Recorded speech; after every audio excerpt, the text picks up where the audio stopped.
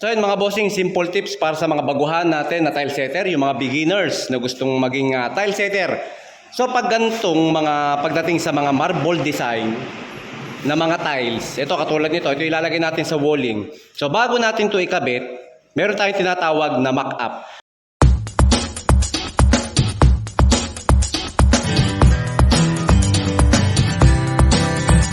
So ano yung mock-up? Ito yung paghahanap natin ng pattern doon sa ating mga tiles. So ang ginagawa namin mga bossing, kumukuha kami ng isang box, 2 box, 3 box, depende sa magiging design. And then ang gagawin nyo mga boss, yung isang box, 4 ang laman yan, bubuuin nyo muna hanggang sa makita nyo yung pinaka maayos na design.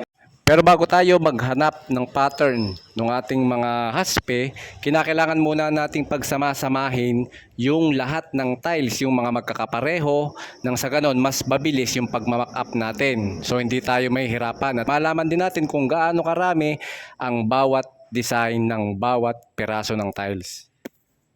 Actually, hindi perfect yan. Hindi nyo mapapagtagpo na perfecto yung mga bawat haspe ng marble niyan.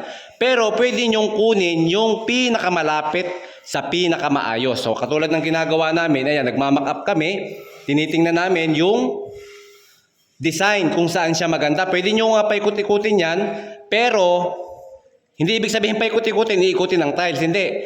Rumble. Ang isa pang tatandaan nyo mga bossing, direction ng ating haspe ng marble design is one way lang. Kinakailangan kung papunta doon sa kaliwa, lahat ng marble design ng haspe ay papunta lamang doon. Hindi pwedeng magkakabit tayo na papunta dito yung isa, and then papunta naman doon yung kabila. Hindi pwedeng gano'n mga bossing. Kinakailangan one way ang haspe ng marble para magmukhang realistic talaga siya. And then kinakailangan arrow. Pag magmamock up kayo mga bossing, ang arrow natin is one way lang. Ibig sabihin one direction. Kung ang arrow natin ay papunta doon sa taas, doon lang lahat ng arrow. Doon nyo siya ihahanap ng design. Kung ang arrow nyo naman, nagustuhan nyo yung arrow papunta sa kaliwa, ang arrow natin ay doon lahat. So hindi kayo pwedeng magmamock up kayo na yung arrow ng ating tiles is paiba-iba ng direction. Kinakailangan one way direction lang yung ating mga arrow, and then one way din ang ating haspe ng marble. So yun mga bossing, yung simple tips natin sa mga beginners na tile setter.